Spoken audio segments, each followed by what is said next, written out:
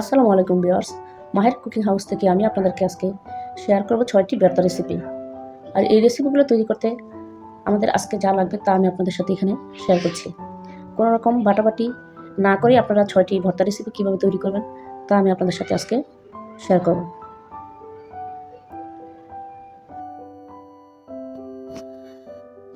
এখন আমি বেগুনগুলোকে ভেজে নিব। অনেকে ওভাবে পুড়ে নেয়, কিন্তু এভাবে ভেজে নিলেও সুন্দর হয়। এভাবে পুড়ে নিলে ভেজে নেব।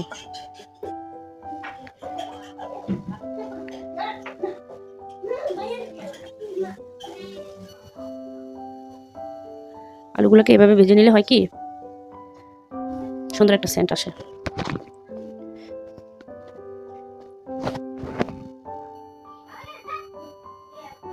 মাঝখান দিয়ে এটাকে উঠিয়ে আমি একটু উল্টিয়ে পাল্টিয়ে দিলাম। দেখেন কত সুন্দর সিদ্ধ হয়ে যাচ্ছে।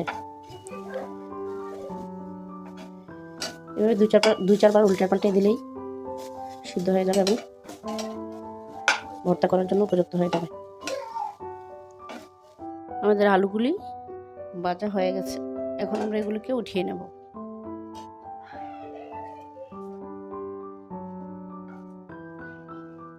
দেখেন কত সুন্দর পোড়া পোড়া হয়েছে। এগুলো একেবারেই আপনার পোড়া আলুর মতো মনে হবে। এভাবে আমরা যারা শহরে আছি তারা পোড়া আলুর ভর্তা খেতে পারি।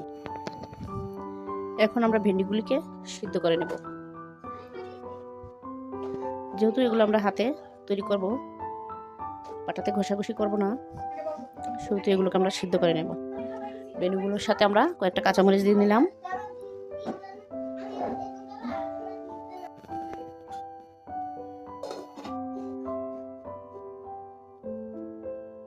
দশ মিনিটের জন্য আমরা ঢাকনা দিয়ে এটাকে ঢেকে রাখবো। 10 মিনিট পরে আমাদের এই ভেন্ডিগুলো কিন্তু সিদ্ধ হয়ে গেছে। এবারে আমরা সিমগুলিকে সিদ্ধ করে নেব।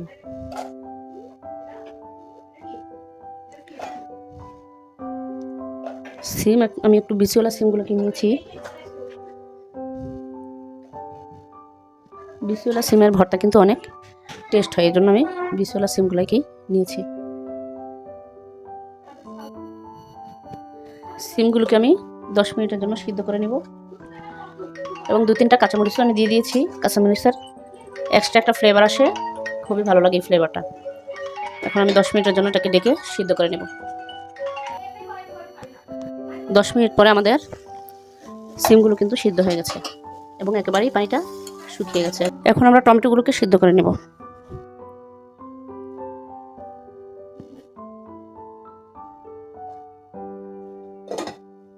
এটাকেও আমরা 10 মিনিট সিদ্ধ করে নেব। 10 মিনিট পরে আমরা টমেটোগুলোকে রেখে দেবো এবং এটা থেকে পানি প্রায় শুকিয়ে আসছে এবং চৌকা কিন্তু আলাদা হয়ে গেছে। আমি এটাকে 2 খন্ড করে দিলাম, 2টা খন্ড করে দিলাম এই কারণেই এটার পানিটা যেন বের হয়ে যায়। পানিটা শুকিয়ে গেলে ভর্তাটা অনেক টেস্ট হবে। এখন আমরা মাছগুলোকে ভালোভাবে ভেজে নেব।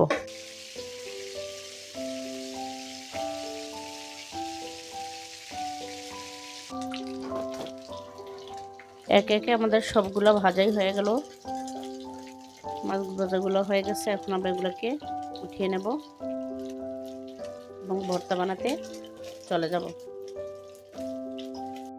ভিউয়ার্স, এখন আমি একে একে সবগুলো ভর্তাকে বানিয়ে নেব। প্রথমে আমি মাছের ভর্তাটাকে বানিয়ে দেখাচ্ছি। আমি এখানে 7-8টা মরিচ দিয়ে নিয়েছি, আপনারা পরিমাণ মতো দিয়ে নেবেন, যে যেরকম জাল খান। তারপরে দিয়ে দিলাম কাটা ছেড়ে মাছগুলোকে। আমি কাটাগুলো বেছে নিয়েছি আগে, যতটুকু বাছা যায় আর কি।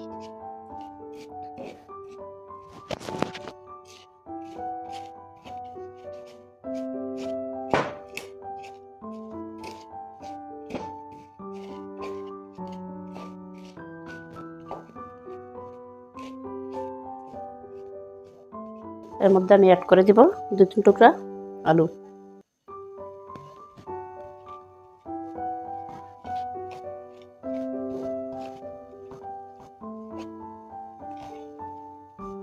এবং দিয়ে দিয়ে দিব ধনিয়া পাতা।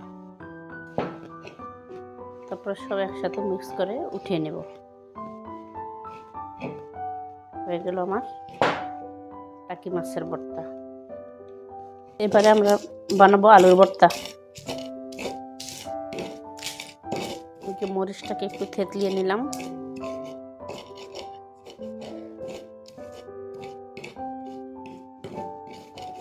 তারপর দিয়ে দিব পেঁয়াজ। এখন আমরা অ্যাড করে নিব সরিষার তেল।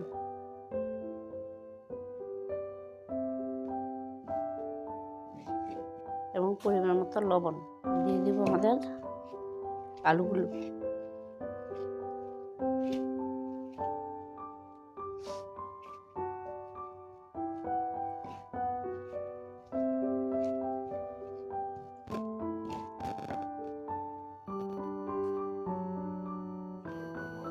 এখন আমি অ্যাড করে নিব ধনিয়া পাতা।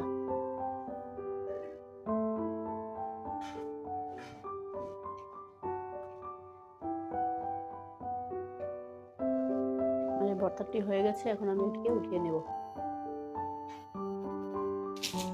এখন আমরা তৈরি করে নেব বেগুনের ভর্তা।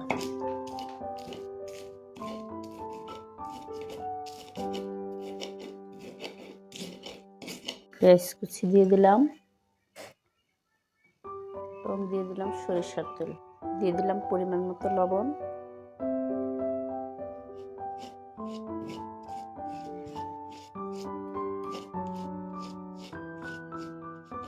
দিয়ে দিলাম ভেজে রাখা কালো বেগুনগুলো।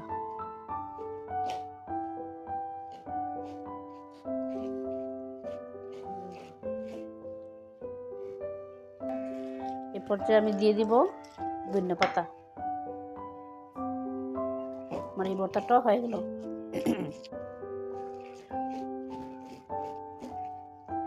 এখন এই ভর্তাটাকে আমি উঠিয়ে নেব। এখন আমি আপনাদেরকে দেখাবো সিমের ভর্তা।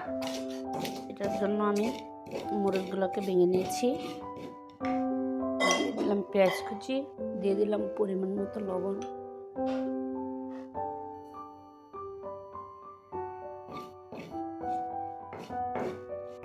দিয়ে দিব একটু সরিষার তেল,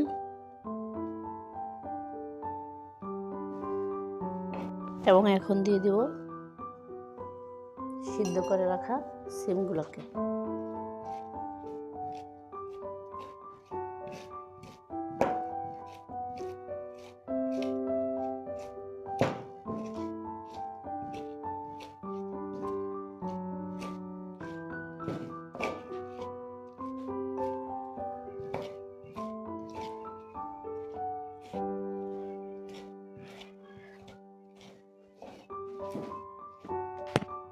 এখন আমরা দিয়ে দিব ধনিয়া পাতা।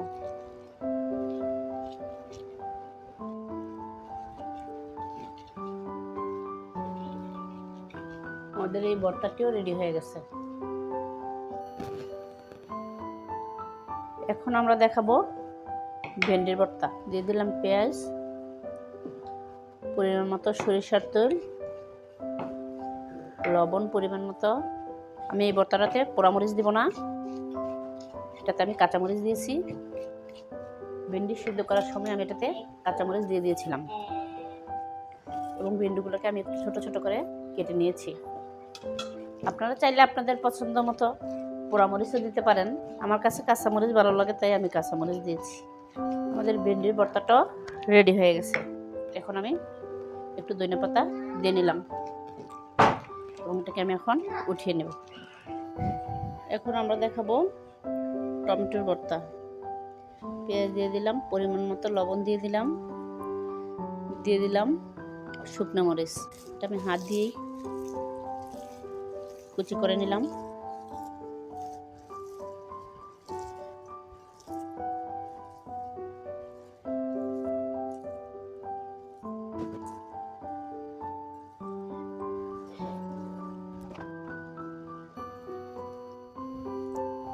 দিয়ে দিব সরিষার তেল,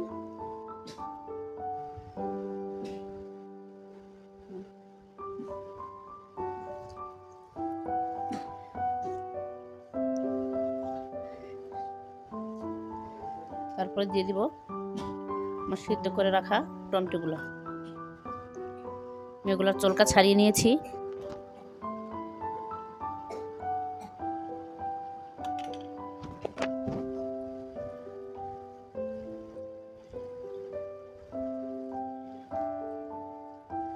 এখন দিয়ে দিব ধনিয়া পাতা। আমাদের এই ভর্তাটাও তৈরি হয়ে গেছে।